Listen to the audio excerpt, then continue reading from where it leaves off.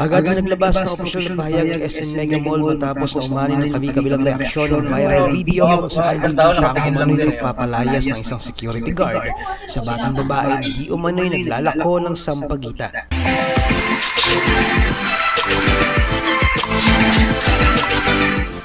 Sa viral video, makikita ang si Kyo na di umano'y pinaalis ang batang naka-uniforme pa at may hawak na sinasabing nilalak si Kyo na di umano'y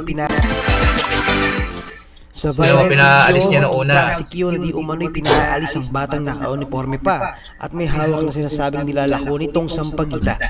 Makikitang tila ng laban ng bata at pinaghahampas din ng makailang beses ang si Kyo ng kanyang umanong tinitinda.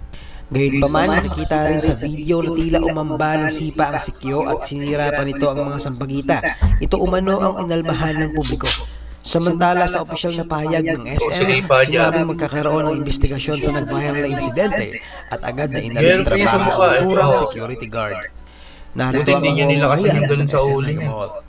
We regret and sympathize with the young girl who experienced an unfortunate incident outside our mall. We have called the attention of the security agency to conduct an immediate and thorough investigation. The security guard has been dismissed and will no longer be allowed to service any of our malls. Ayon pa sa pahayag, kinukondena umano nila ang ginawa ng si Kyo sa batang vendor. As SM Supermalls always promotes inclusivity for all, we strongly condemn this act committed against her.